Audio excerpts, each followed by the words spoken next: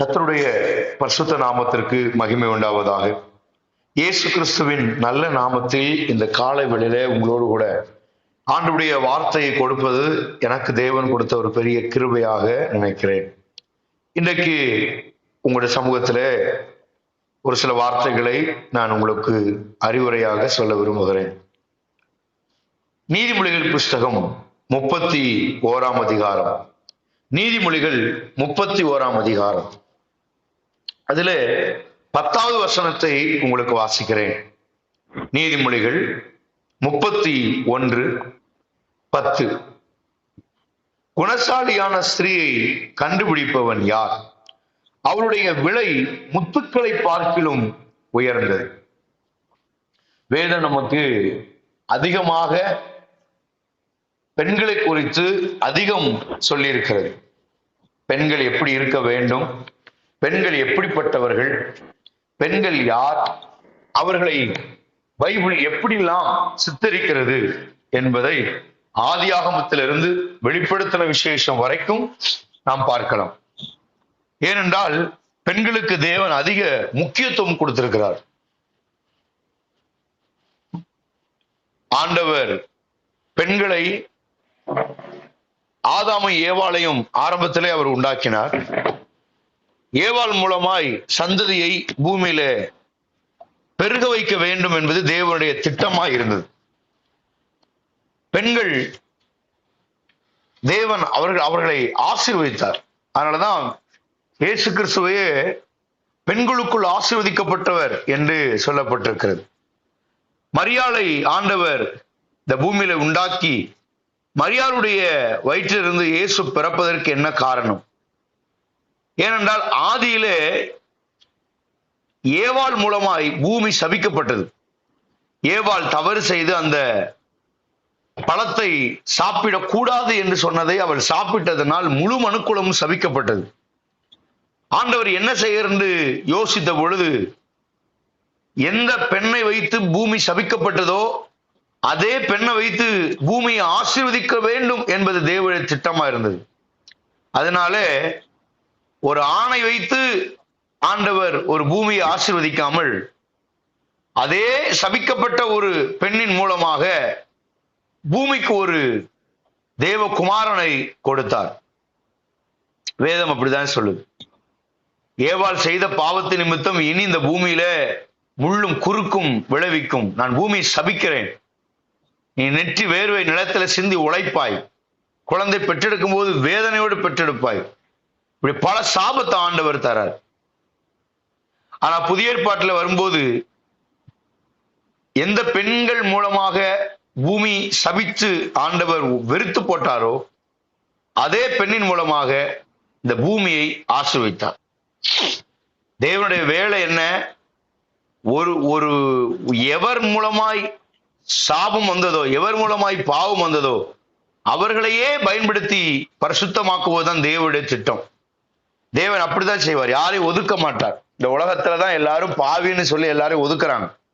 ஒரு சின்ன பாவம் செஞ்சிட்டோம்னா உலகத்துல எவனுமே பாவம் செய்யாத மாதிரி அந்த நபரை அடிச்சு துன்பப்படுத்தி அவங்களை கேவலப்படுத்தி எவ்வளவு அவங்களை கீழ்த்தரமா நடத்த முடியுமோ அவ்வளவு கீழ்த்தரமா ஒரு மனுஷனை நடத்தி அவனை ஒண்ணு இல்லாம ஆக்கி சாகடிச்சிருவாங்க. அவன் செஞ்ச தப்பை சொல்லி சொல்லி சொல்லி சொல்லி சொல்லி ஏன்னா தப்பு ஒருத்த மேல இருக்கு. அந்த தப்பை குற்றப்படுத்தி காமிக்கிறவங்க யோக்கியமா இருக்க மாட்டாங்க. நல்லா ஒண்ணு புரிஞ்சுக்கிடணும். நம்மளை யார் குற்றப்படுத்துறாங்களோ அவங்க அந்த விஷயத்துல குற்றவாளியா இருக்காங்கன்னு அர்த்தம்.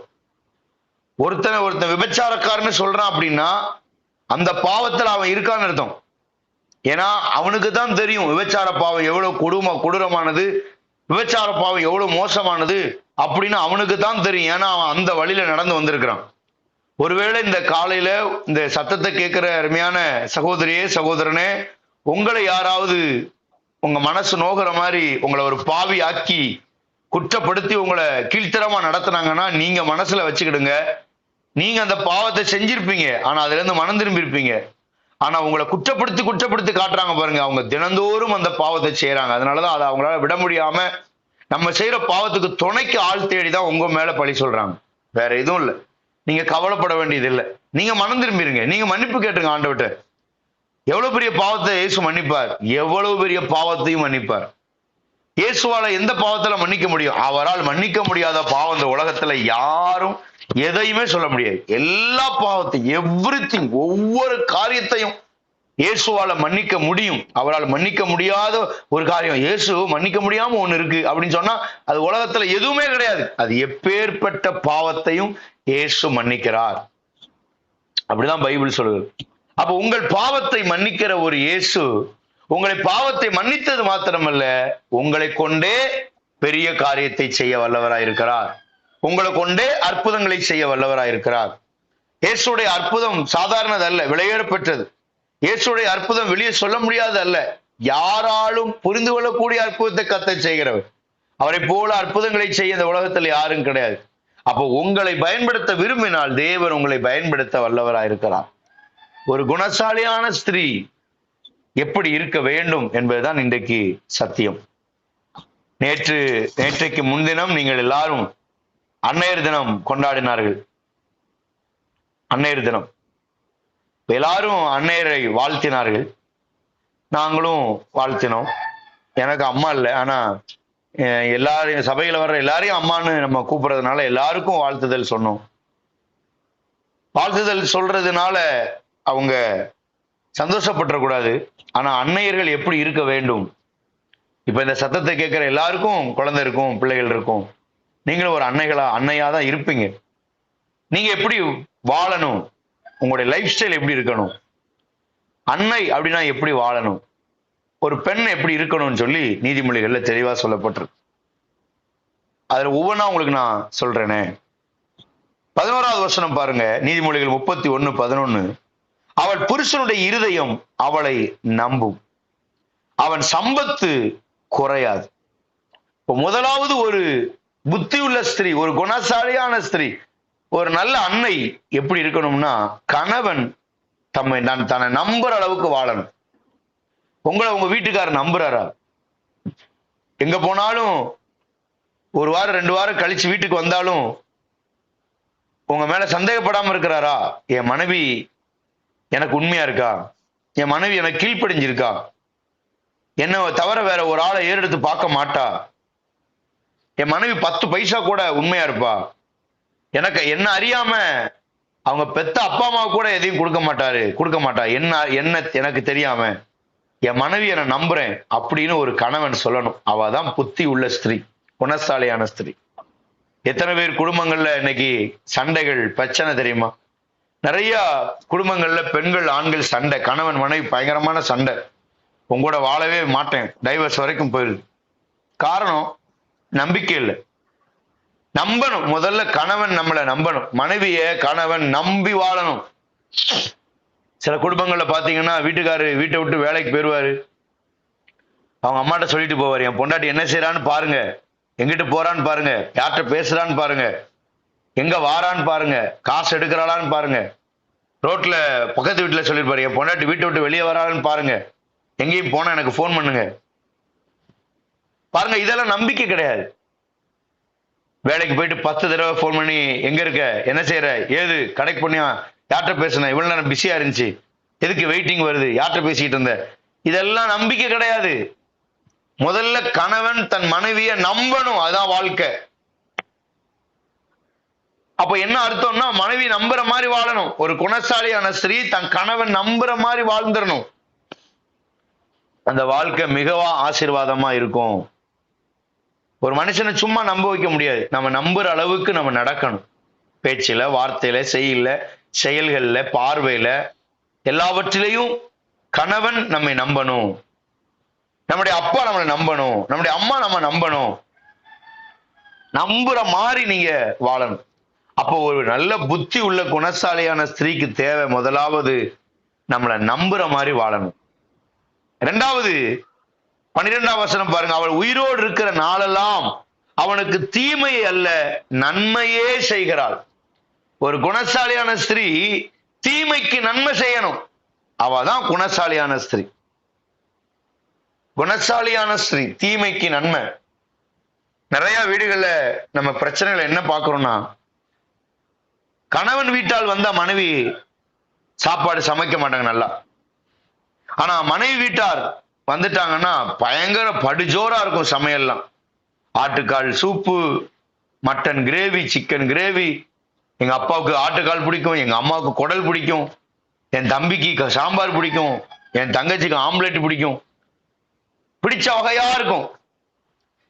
ஆனா அதே இது அவங்க வீட்டுக்கார வழியில யாராவது வந்தாங்கன்னா எனக்கு உடம்புக்கு முடியலன்னு படுத்துக்கிடுவோம். நீங்க அப்படி அல்லன்னு நினைக்கிறேன். கர்த்தர் உங்களை ஆஸ்வதிப்பாராங்க. அதெல்லாம் வேலை செய்ய மாட்டாங்க. ஐயா எனக்கு உடம்புக்கு முடியல, அவங்க வீட்டுக்காரருடைய அவங்க அப்பா அம்மா வர்றாங்க, மாமியார் மாமனார் வராங்கனாலே சிலருக்கு கை கால் வலிக்கும், காய்ச்சல் வர்ற மாதிரி இருக்கும், குளிர் அடிக்கும், வயிறு வலிக்கும், தலை வலிக்கும். பேசாம கடையில் ஆர்டர் பண்ணி கொடுத்துருங்க உங்க அம்மாவுக்கு. இல்ல கடையில் 4 புரோட்டா வாங்கி கொடுத்து அவங்கள வீட்டுக்கு அனுப்புங்க.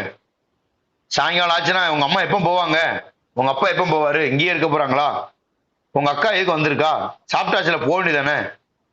நன்மை செய்யற குணாதிசயம் இல்லை. நல்ல ஒரு பெண்ணுக்கு வந்து நன்மை செய்யற குணாதிசயம் இருக்கணும். எல்லாருக்கும் நன்மை.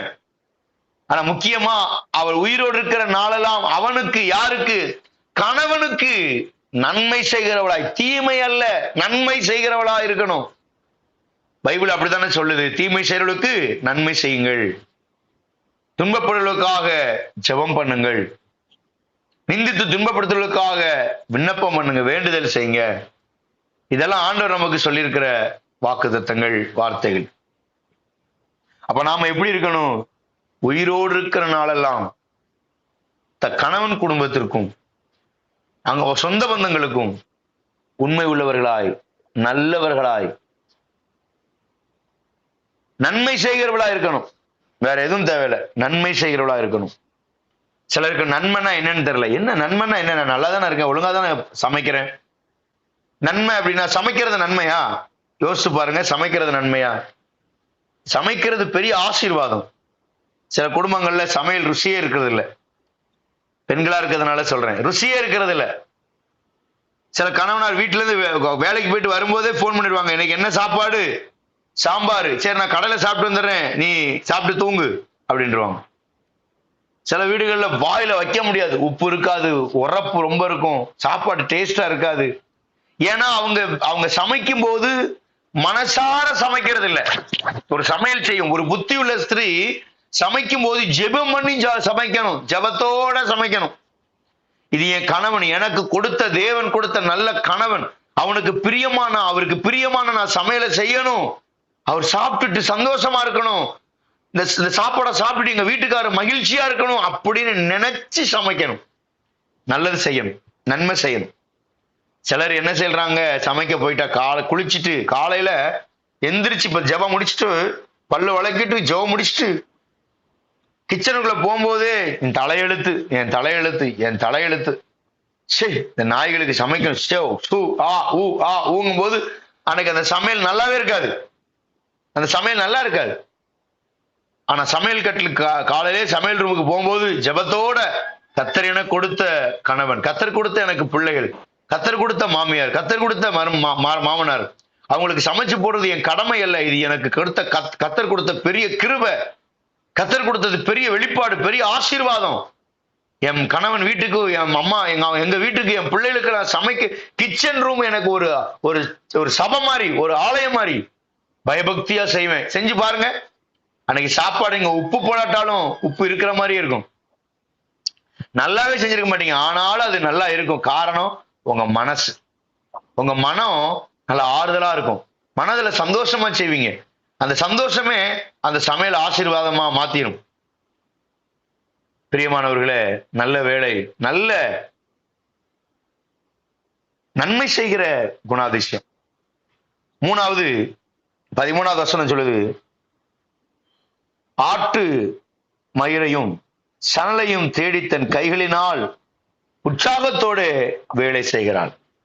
3வது காரியம், உற்சாகமா வேலை செய்யணும். நான் ஏற்கனவே சொன்ன பாத்தீங்களா, சமையல் கட்டுக்கு போனா உற்சாகமா, ஸ்கூலுக்கு போனா உற்சாகமா, வேலைக்கு போனா உற்சாகமா, எதை செய்தாலும் உற்சாகமா. அவங்கதான் குணசாலியான ஸ்திரீ. சோம்பேறித்தனம் வேண்டாம், எரிச்சல் வேண்டாம். இதை போட்டு எப்படி செய்யறது, எனக்கு பெரிய ஒரே தலையெழுத்து, எனக்கு இப்படி கஷ்டப்படணுமா, இப்படி நான் இதெல்லாம் சொல்லக்கூடாது. ஒரு புத்திசாலியான ஸ்திரீ, ஒரு குணசாலியான நல்ல ஒரு சகோதரி, வாயில எரிச்சலும் கோபமும் வரவே கூடாது.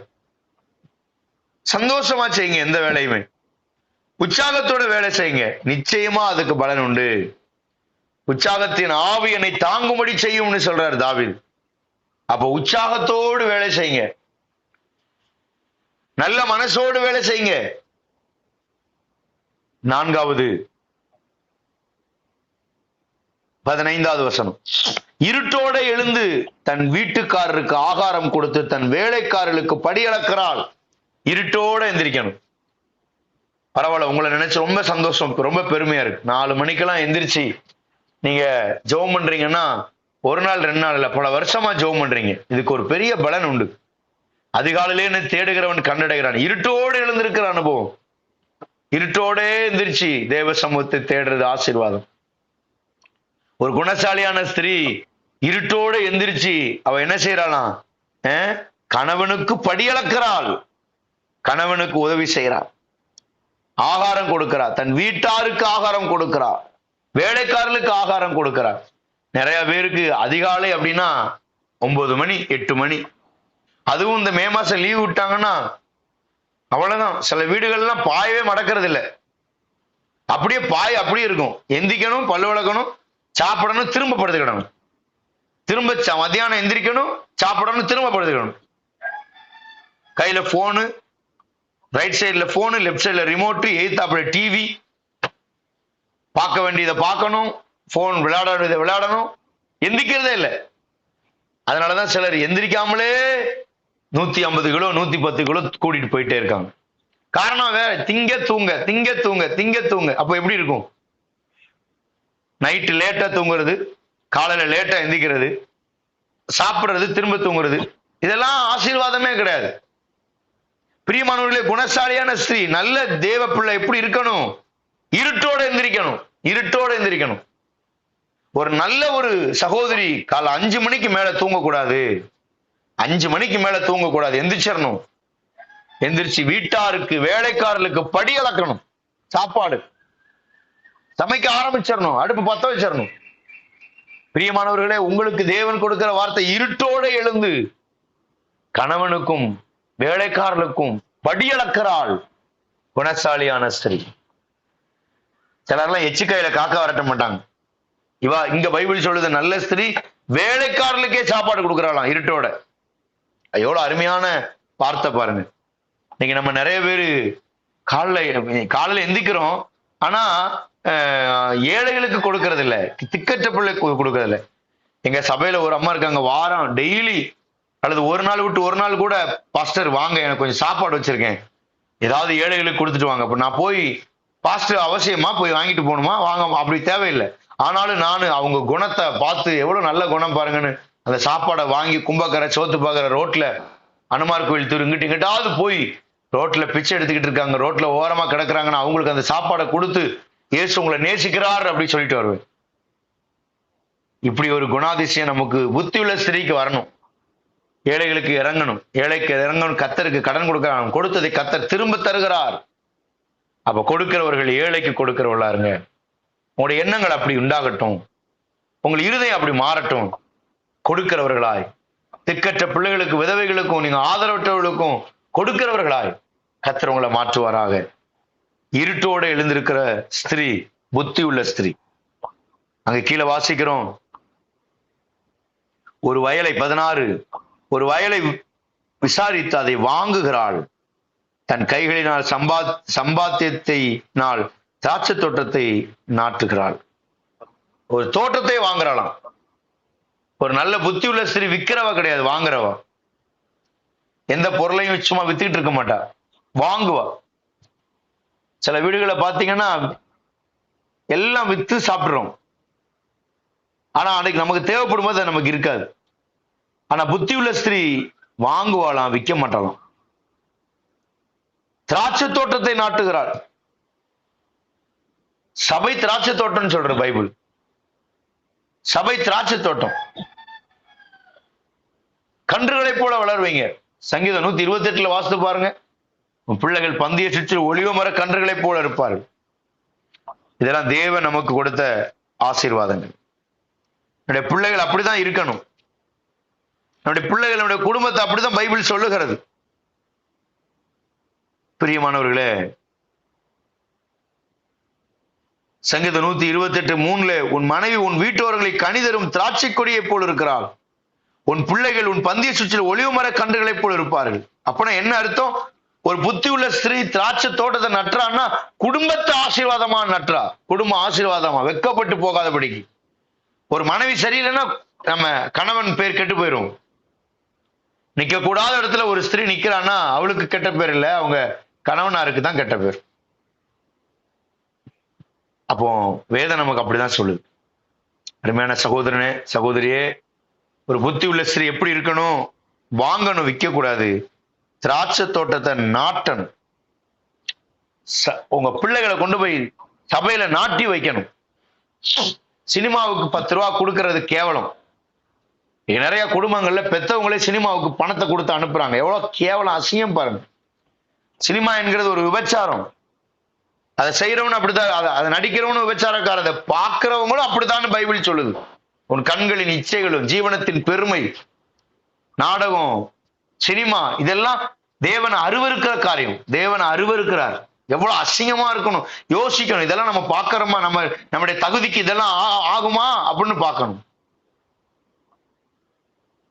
மணவாளனோடு மணமேடையில உட்கார வேண்டிய நாம போய் சமையல் கட்டுல போய் தீச்சட்டியை போய் எடுத்துக்கிட்டு சமையல் பாத்திரத்தை கழுவிக்கிட்டு இருந்தோம்னா யாராவது பார்த்தா என்ன சொல்லுவாங்க?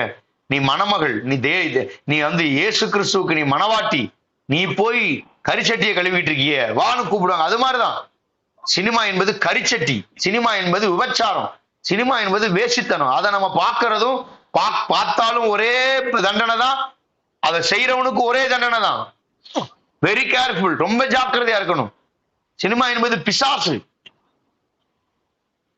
அப்போ உங்க பிள்ளைகளை கொண்டு போய் சினிமால நட்டி வச்சிடாதீங்க, விபச்சாரத்துல நட்டி வச்சிடாதீங்க. பாஸ்டர், எங்க வீட்டுல டிவி இருக்கு, எங்க வீட்டுக்கார ரட்சிக்கப்படாதவர், எப்படி நாங்க பார்க்காம இருக்கிறது? அவர் பார்த்துட்டு போற, நீங்க பரிசுத்தமா வாழுங்க. சில வீடுகளை குடும்பமா படத்துக்கு போறாங்க. எவ்வளவு அசிங்கம் பாருங்க, எவ்வளவு கேவலம் பாருங்க. இதெல்லாம் மனம் திரும்பணும். எப்பவுமே சினிமா பார்க்க கூடாது அப்படின்னா நம்ம முடிவெடுத்தா பிரயோஜனம் கிடையாது. சினிமா எப்படி வெறுக்க முடியும் அப்படின்னா, உங்களுக்கு பொம்பளை பிள்ளை இருந்துச்சுன்னா நீங்க யோசிங்க, ஏன் பொம்பளை பிள்ளை இப்படி நான் ட்ரெஸ் உடுத்தி இப்படி அரைங்குறையமா ட்ரெஸ்ஸை உடுத்து ஒரு சினிமால இந்த மாதிரி பாட்டுக்கு நடிக்க வைப்பனா அப்படின்னா, ஐயோ சி கேவலம், அப்படி செய்வேனா நானு? அப்போ நம்ம பிள்ளைகளை நம்ம அப்படி செய்ய மாட்டோமே, அடுத்த பிள்ளைகளை பாக்குறோமே, அப்போ எப்படி? இது சரியா? தூக்கி குப்பையில எரிஞ்சிருங்க. சினிமா என்ற பிசாசு இனி என் லைஃப்ல வராதுன்னு தூக்கி போடுங்க. எனக்கு பிடிக்காது அப்படி சொல்லுங்க. அது மோகம், அது இச்சை, அது சரியில்லை, அது பாவம். தூக்கி எரிஞ்சிருங்க. குணசாலியான ஸ்திரீ, குணசாலியான ஸ்திரீக்கு அது தேவையில்லை, தேவை வேண்டாது. திராட்சை தோட்டத்துலதான் உங்க பிள்ளைகள் நட்டி வைக்கணும். உங்க கணவன் திராட்சை தோட்டத்துல தான் நாட்டி வைக்கணும். உங்களுடைய சந்ததி திராட்சை தோட்டத்துல தான் இருக்கணும், சபையில தான் இருக்கணும். உங்க பிள்ளைகள் ஒளிவ மர கன்றுகளை போல நாட்டி வைங்க. நீங்க திராட்சை கொடியா இருங்க. நான் இயேசுக்கள் சொல்றாரு சங்கீதத்துல, யோவான்ல 15ஆம் அதிகாரத்துல தெளிவா சொல்றாரு, நானே மெய்யான திராட்சை செடி, என் பிதா திராட்சை தோட்டக்காரர், நீங்கள் எல்லாரும் அதிலே அவயவங்கள் அப்படிதான் பைபிள் சொல்லும். அப்போ உங்க பிள்ளைகள் சினிமாவிலேயோ, உங்க பிள்ளைகள் விபச்சாரத்திலேயோ, உங்க பிள்ளைகள் வேசித்தனத்திலேயோ, குடி களியாட்டுகள்லையோ அல்ல. உங்கள் பிள்ளைகள் திராட்சை கொலைகளைப் போல திராட்சை செடிகளாக, திராட்சை கிளைகளாக, திராட்சை பழங்களாக, அத்திக்காய்களாக, உங்களுடைய பிள்ளைகள் ஒளிவு மர கன்றுகளாக ஆலயத்திலே பரிசுத்த ஜீவியத்துல நாட்டி வைக்கணும். ஒரு ஆண் 24 மணி நேரம் வீட்டுல இருக்கிறது இல்லை, பிள்ளைகளோட நேரத்தை ஸ்பெண்ட் பண்றது இல்லை. ஆனா பெண்ணு தான், அம்மா தான், அன்னை தான், மனைவி தான் பிள்ளைகளோட இருக்கிறா. அப்ப உங்களுக்கு தான் உரிமை அதிகம். பிள்ளைங்க பள்ளிக்கூடத்துல சரியா படிக்கல, ஃபெயில் ஆயிடுச்சுன்னா பெற்றோர் என்ன செய்யறாங்க? என்ன பாடம் நடத்தினாங்க? எங்கிட்ட இருக்கிற நேரத்தை விட உங்கள்கிட்ட தானே அதிக நேரம் இருக்கிறாங்க, என்ன பாடம் சொல்லி கொடுத்தீங்கன்னு கேட்கறாங்கல்ல. அது மாதிரிதான் கணவன் இப்ப உங்க பேச கிடையாது. மனைவியானவள் வீட்டுல பிள்ளைகளை சரியா வளர்க்கணும், நாட்டணும் திராட்சை தோட்டத்துல. அடுத்ததாக 18வது வசனம், இரவிலே அவள் விளக்கு அணையாது இருக்கும். விளக்கு அப்படின்னா என்ன? பைபிள் சாட்சி உள்ள வாழ்க்கை. சாட்சி உள்ள வாழ்க்கை தான் விளக்கு அப்படின்னு சொல்லப்பட்டிருக்கு. உங்கள் விளக்கு அணையாது. எப்படி அணையாதான்? பரிசுத்த ஜீவியம் ஜீவிக்கிறவங்க சாட்சி அழியாது. புத்தி உள்ள ஸ்திரீயே, உன்னுடைய சாட்சி ஒருபோது அழிஞ்சு போகாது. சாட்சி உள்ள வாழ்க்கை, லைஃப் ஸ்டைல்ல சாட்சி, உங்க வாழ்க்கையில சாட்சி உள்ள வாழ்க்கை வாழணும். இவங்களா இவங்களா இப்படிப்பட்டவங்க, ஐயோ ரொம்ப ஜெபிக்கிறவங்க, யாருக்கும் எந்த துரோகம் செய்ய மாட்டாங்க, பாவம் செய்ய மாட்டாங்க, பரிசுத்தமா வாழுவாங்க. ஐயோ அவங்க கை தான தர்மம் பண்ற கை, இருக்கிறத கொடுத்துருவாங்க, எதா இருந்தாலும் ஏழைகளுக்கு கொடுப்பாங்க, கடன்னு போய் கேட்டா இருந்தா கொடுத்துருவாங்க, கையில பொய் சொல்ல வாயில பொய்யே வராது, கையில இருந்தா கொடுத்துருவாங்க. இப்படி சாட்சி உள்ள வாழ்க்கை வாழ்றோமா? சம்பாதிக்கிறோம், கையில காசு இருக்கு, கொடுக்கிற மனப்பக்குவம் இருக்கான்னு பாருங்க. இல்ல அப்படின்னா பரவாயில்ல, ஆனா இருக்கும்போது ஊழியத்துக்கும் ஊழியக்காரருக்கும் காணிக்கை தசமபாகம், ஏழைகளுக்கு, திக்கற்றவர்களுக்கு, விதவைகளுக்கு, அனாதைகளுக்கு, ஆதரவற்றவர்களுக்கு கொடுக்கிற கையா மாறட்டும். சில நேரங்களில் நம்ம காணிக்கையே கொடுக்க மாட்டோம். சபையில பாஸ்டர் எவ்வளவு கஷ்டப்பட்டு உபதேசம் பண்ணாலும் பிரசங்கம் பண்ணாலும் ஜெபிச்சாலும் நம்ம கையில அந்த 40 ரூபா 30 ரூபாயை தவிர வரமாட்டேங்குது. எங்க சபையிலாம் ஞாயிற்றுக்கிழமை ஆராதனைல 20 30 சில 5 வரும். காணிக்கப்பட்டியில போட்டா டம்மு டம்முன்னு சத்தம் கேட்குன்னு சொல்லி நாங்க இப்போ காணிக்க பை வாங்கிட்டோம். ஏன்னா காணிக்கப்பட்டியில சத்தம் போடும்போது அந்த காணிக்க போறவங்களுக்கு கொஞ்சம் வெக்கமா சேம் ஆகி போயிருக்கு. ஐயோ டம் டிம் அப்படின்னு கொட்டடிக்கிற சத்தம் கேட்ட உடனே எல்லாரும் வெக்கப்படுறாங்க. அதனால இப்ப பையில வாங்கிடுறோம், சத்தம் கேட்காது, போ நல்லா இருக்கு, உன் கஞ்சத்தனை உன்னோட போட்டும். கொடுக்கிற மனப்பக்குவமே இல்லை. பிரியமானவர்களே, நீங்க கொடுக்கறதுக்கு அந்த எண்ணத்துக்கு வாங்க. சபைக்கு போறோமா, ஊழியக்காரருக்கு வாரி இறைத்து விருத்தி அடைந்தாரும் உண்டு, பிசினித்தனம் பண்ணி தரித்திரம்.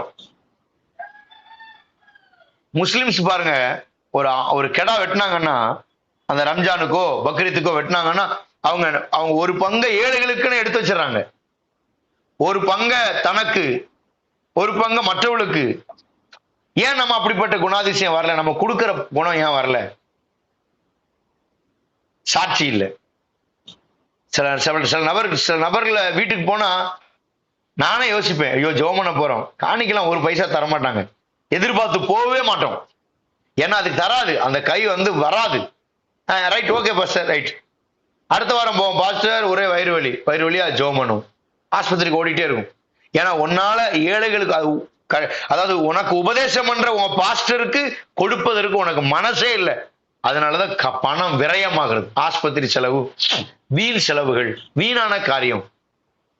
பிரியமானவர்களே, உங்க ஜீவியத்துல நீங்க சாட்சியா வாழுங்க.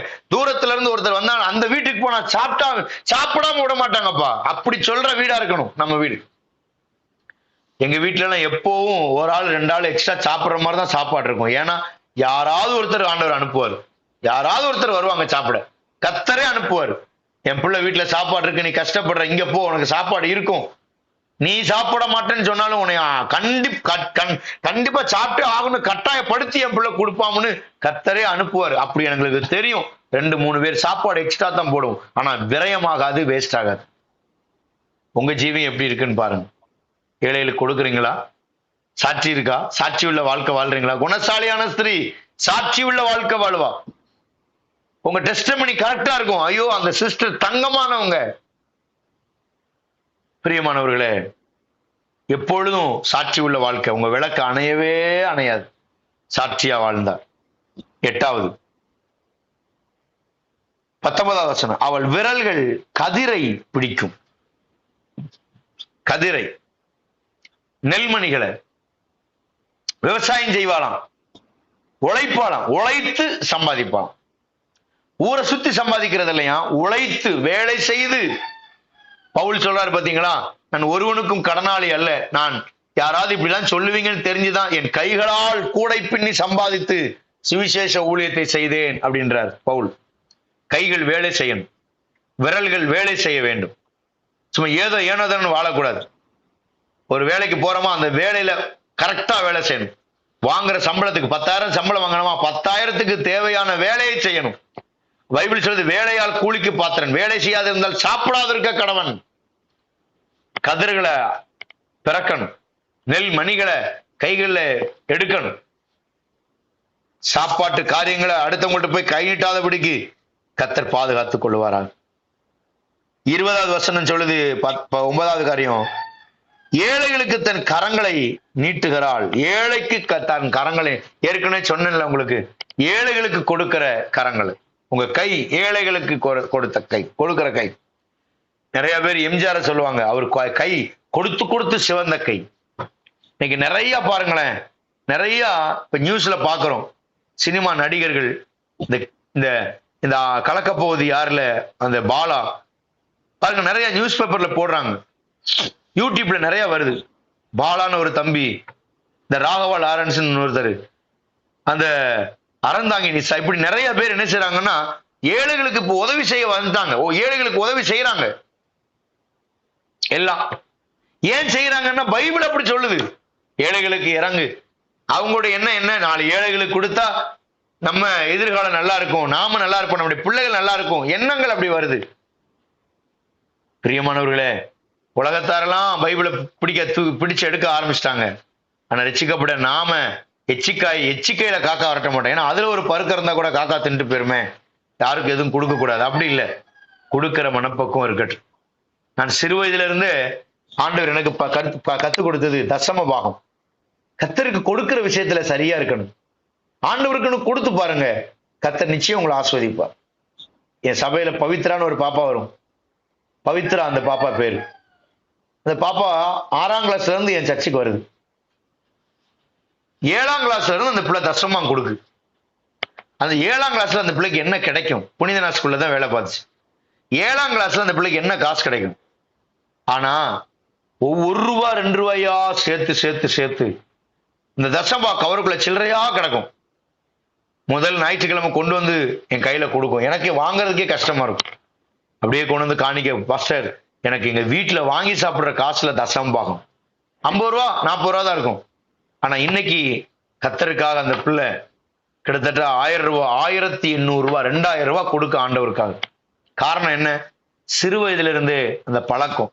ஊழியக்காரனுக்கு கொடுக்கணும், கத்தருக்கு கொடுக்கணும், தேவ நாமத்தை மகிமைப்படுத்தணும், கத்தருக்கு கொடுக்கணும், அதான் ஆசீர்வாதம். ஏழைகளுக்கு கொடுக்கணும், திக்கற்ற பிள்ளைகளுக்கு கொடுக்கணும். அப்போ ஒரு நல்ல ஸ்திரீ கொடுக்கிறவள், அவர் கரங்கள் எப்பொழுதும் நீட்டுகிறாள்.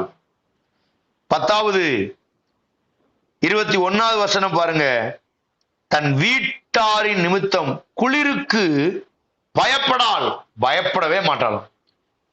புத்திசாலி குணசாலியான ஸ்திரீ பயப்பட மாட்டாங்களாம், தைரியமா இருப்பாங்களாம். சின்ன சின்ன காரியத்துக்கும் பயப்பட மாட்டாங்க. ரொம்ப தைரியமா இருக்கணும். உங்க ஜீவியம் தைரியம் உள்ள ஜீவியமா இருக்கட்டும். எதுலையுமே தைரியம், எங்க எதை எடுத்தாலும் தைரியம். யாருக்கும் பயப்படாதீங்க. யாரும் நம்மளை ஒண்ணும் செஞ்சிட முடியாது. தேவன் அனுமதி இல்லாம நம்ம மேல ஒருத்தர் கை வைக்க முடியாது. கத்தர் திட்டம் இல்லாம ஒருத்தர் நம்ம மேல கை வைக்க முடியுமா? முடியாது. யாரும் என்னை அழிக்க முடியாது. நல்ல ஒண்ணு புரிஞ்சுக்கோங்க, உங்களை கொல்றதுக்கு உங்களை தவிர வேற யாருமே இல்லை. நீங்க சாகணும் அப்படின்னா நீங்க தான் செத்துறணும், யாரும் உங்களை கொல்ல முடியாது. ஏன்னா கத்தர் அந்த அதிகாரத்தை யாருக்கும் தரல. இருட்டு, பயம், பள்ளி, பாம்பு, பூரான், அணிலுக்கு கூட பயப்படுறாங்க, பூனைக்கு பயப்படுறாங்க, பள்ளிக்கு பயப்படுறாங்க, கரப்பாம்பூச்சிக்கு பயப்படுறாங்க. பயப்பட வேண்டாம். ஏன் பயப்படணும்? தைரியமா இருங்க. குளிருக்கு பயப்படாம இருக்கும். நல்ல குணசாலியான ஸ்திரீ பயப்படவே மாட்டாங்க. 11வது காரியம் 25வது வசனம், வருங்காலத்தை பற்றி மகிழுகிறாள். எதிர்காலத்தை குறிச்சு ஒரு தரிசனம் இருக்கும். குணசாலியான ஸ்திரீக்கு எதிர்காலத்தை குறிச்சு ஒரு தரிசனம் இருக்கும். என் பிள்ளை இப்படி வருவான்னு ஒரு நம்பிக்கை இருக்கும். உங்களுக்கு இருக்கா? உங்க பிள்ளைகளை குறிச்சு, உங்களை குறிச்சு, உங்க கணவனை குறிச்சு ஒரு நம்பிக்கை இருக்கா? எதிர்காலத்தை குறிச்சு ஒரு நம்பிக்கை இருக்கட்டும். பிள்ளை டாக்டருக்கு படிக்குதா? என் பிள்ளை படிச்சு முடிச்சு என் குடும்பத்துக்கு நல்லது செய்வா. உங்க பிள்ளை குறிச்சு ஒரு எதிர்காலம் இருக்கா? லட்சியம். சில பிள்ளைகளை குறிச்சு பெற்றோருக்கு நல்ல நம்பிக்கை இல்லை. என் பிள்ளை நாசமா போயிரும் போல, நாம் எருமாடுதான் மேய்க்கும். சில பெற்றோர் சொல்ற வார்த்தை, என் பிள்ளை எருமாடுதான் மேய்க்கல. நம்ம பிள்ளைகளை பத்தி நம்மளே சொல்லிடுறோம். 2 பன்னியை வாங்கி விடுவோம் மேய்க்கட்டும், 2 மாட்டை வாங்கி விட்டு இதுக்கு மேய்க்க வைக்க வேண்டியதான். வார்த்தையை பார்த்தீங்களா? ஏன்னா அந்த பிள்ளைகளை குறிச்சு அந்த எதிர்காலமே உங்களுக்கு அப்படிதான் இருக்கு. வருங்காலத்தை குறிச்சு ஒரு தரிசனம் கிடையாது. ஆனா சில பெற்றோர் வருங்காலத்தை குறிச்சு மகிழ்ச்சி, என் பிள்ளை படிச்சு முடிச்சு எவ்வளவு சூப்பரா இருப்பா அப்படின்னு மகிழ்ச்சி அடைகிறாங்க. இப்பவுமே சில பெற்றோருக்கு அப்படிப்பட்ட எண்ணங்கள் இல்லாததுனாலதான் பிள்ளைகள் படியாம கிடக்கு, முன்னேறாம இருக்கு. 12வது 26வது வசனம், தன் வாயை ஞானம் விளங்க திறக்கிறாள். தயையுள்ள போதகம் அவள் நாவில் இருக்கும். நம்ம வாய் திறந்தாலே ஆசீர்வாதமா இருக்கும். உங்கள் வாய் ஆசீர்வாதமானது. உங்க மனசுக்குள்ளேயே சொல்லிக்கோங்க, என் வாய் ஆசீர்வாதமானது அப்படின்னு. இன்னைக்கு என் வாய் நான் திறக்கும் போதெல்லாம் ஞானத்தோடு பேசுவேன், நல்ல புத்தியா பேசுவேன். என் வாய் அறிவுள்ள போதகத்தை செய்யும். தயவுள்ள வார்த்தைகளை என் வாயில வரும். தயவுள்ள வார்த்தை அப்படியே, அதாவது கடுகு போட்டா பொரியிற மாதிரி இருக்கக்கூடாது உங்க வாய், உங்க மூஞ்சி. அன்புள்ள மூஞ்சா, இரக்கமுள்ள மூஞ்சா. சில முகத்தை பார்த்த உடனே அப்பா என்ன ஒரு தாய் ஸ்தானத்துல வைக்கலாம். சில முகமே அவங்க முகத்தையே தப்பா நினைக்கிறவங்க கூட ஒரு முகத்தை பார்த்த உடனே அம்மா மாதிரி நினைச்சிருவான். அதுதான் உங்க முகம், தயவுள்ள முகம், தயை காட்டுகிற முகம். உங்க முகம் எப்படி இருக்கு? தயவுள்ள முகமா இருக்கா? 4 பேருக்கு தயை பண்றீங்களா? அருமையான தேவனுடைய பிள்ளைகளே, கர்த்தருக்கு பிரியமான பிள்ளை, குணசாலியான ஸ்திரீ, அவர்கள் தயை அவர்கள் வாயிலிருந்து வரும். அவங்க வாயில ஞானம் வரும், ஞானம் புத்தி வரும். உங்க வாயில நீங்க சொல்லிக் கொடுக்கிற பாடங்கள் எல்லாம் பிள்ளைகளுக்கு புத்தியா, ஞானமா, தயவா போய் சேரணும். கடைசியாக 27வது வசனம், தன் வீட்டு காரியம் எப்படி நடக்கிறது என்று கண்ணோக்கமா இருக்கிறாள். வீட்டு காரியம் எப்படி நடக்குதுன்னு கண்ணோக்கமா இருக்கிறாள். 28 சொல்லுது, அவள் பிள்ளைகள் எழும்பி அவளை பாக்கியவதி என்கிறார்கள்.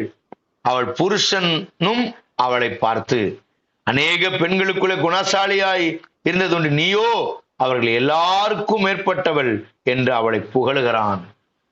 அப்போ 27வது வசனம் சொல்ற மாதிரி ஒரு பெண்ணு, ஒரு தாய் தன் வீட்டு காரியங்களையே கண்ணோக்கமா இருக்கணும். சிலர்லாம் பிள்ளை பள்ளிக்கூடத்தை விட்டு லேட்டா வந்தா கண்டுக்கிறதே இல்லை. பேசாம இரு, 1 மணி நேரம் லேட்டா வரும் பிள்ளை, கவனிக்க மாட்டாங்க. ஒரு பிள்ளை 1 மணி நேரமா போன் பேசிட்டு இருக்கும், யார்கிட்ட பேசுற, என்ன பேசுற, யார் இவ்வளவு நேரம், கேட்கவே மாட்டாங்க. பைபிள் என்ன சொல்லுது? உன் வீட்டு காரியங்களை, வீட்டு காரியம் எப்படி இருக்கிறதுன்னு கண்ணோக்கமாவே இருக்கணும். உங்க கண்ணு உங்க பிள்ளைகள் மேல, உங்க குடும்பத்து மேல, உங்க கணவன் மேல, உங்க மாமியார் மாமனார் மேல, உங்க அம்மா மேல கவனமாவே இருக்கணும். அவதான் புத்தி உள்ள ஸ்திரீ, நல்ல ஸ்திரீ, குணசாலியான ஸ்திரீ. இந்த சத்தத்தை கேட்கிற நீங்க இந்த 14 காரியத்துல எதுல மிஸ்டேக் பண்றீங்கன்னு பாருங்க. எதுல நீங்க மிஸ்டேக் பண்றீங்க? எல்லாத்துலயும் சரியா இருந்தா சந்தோஷம். ஆனா இதுல எதையாகிலும் விட்டுருந்தீங்கன்னா இன்னைக்கு தேவ சமூகத்துல கேட்டு இதை நான் சரி பண்ணிக்கிறேன் ஆண்டவரே, நான் குணசாலியா ஸ்திரியா விரும்புறேன், நான் புத்தி உள்ள ஸ்திரியா இருக்க விரும்புறேன், என் புருஷனை நம்பணும், இப்படி வரிசையா ஒவ்வொரு காரியத்தை சொல்லி பாருங்க. நிச்சயமா கர்த்தர் உங்களை ஆஸ்வதிப்பார். உங்க வீட்டுல ஒரு பொருளை வைக்கிறீங்க, நாளைக்கு அந்த பொருள் அந்த இடத்துல இல்ல, நீங்க தேடி பாக்குறீங்கன்னா அது என்ன ஆச்சு, ஏதாச்சு, அந்த பொருள் எங்க போச்சுன்னு அதுல கண்ணோக்கமா இருக்கணும். கணவன் ஏன் இன்னைக்கு லேட்டா வராரு, கண்ணோக்கமா இருக்கணும். மனைவி பிள்ளை ஏன் லேட்டா வருதுன்னு கண்ணோக்கமா இருக்கணும். ஏன் லேட்டு, எதுக்கு லேட்டு, அப்படி என்ன வேலை உனக்கு? பிள்ளைகள்கிட்ட கேட்கிறோமா, பள்ளிக்கூடம் விட்டு 1/2 மணி நேரம் லேட் ஆகுது, இவ்வளவு நேரம் என்ன லேட்டு, எங்க போன, யார்கிட்ட பேசிட்டு இருந்த, என்ன ஆச்சு, பிள்ளைகள்ட்ட கேட்கிறோமா? கண்ணோக்கமா இருக்கணும். பிரியமானவர்களே, நேற்று இருந்த மாதிரி இன்னைக்கு இல்லைன்னா என்னன்னு கேட்கணும். அதான் தாவீது யோனத்தான்ட்ட கேட்கிறான், சவுல் அவங்க அப்பா. அப்போ யோனத்தான்ட்ட கேட்கிறான் தாவீது, உங்க அப்பாவுடைய முகம் நேற்று இருந்த மாதிரி இல்லையே, இன்னைக்கு வேற மாதிரி இருக்கப்பா அப்படின்னு தன் நண்பனாகிய யோனத்தான்ட்ட தாவீது கேட்கிறான். அது மாதிரி உங்க பிள்ளைகள்கிட்ட நீங்க கேட்கணும், நேற்று இருந்த மாதிரி உங்க மூஞ்சி இல்ல, இன்னைக்கு என்ன மூஞ்சி ஒரு மாதிரி இருக்கு. வீட்டு காரியங்களை கண்ணோக்கமா இருங்க. உங்க வீட்டு காரியத்துல கண்ணோக்கமா இருங்க. நிறைய பேருக்கு பிள்ளைகள் முகத்தை பார்த்து பிள்ளையுடைய பிரச்சனையை கண்டுபிடிக்க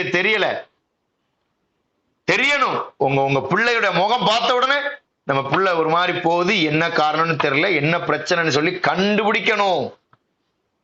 யார் கண்டுபிடிப்பா? வீட்டு காரியத்துல கண்ணோக்கமா இருக்கிற ஒரு ஸ்திரீ, ஒரு புத்தி உள்ள குணசாலியான ஸ்திரீ கண்டுபிடிக்கிறான். அப்படி கண்டுபிடிச்சிருங்க, நிச்சயமா உங்க குடும்பம் ஆசீர்வாதமா இருக்கும்.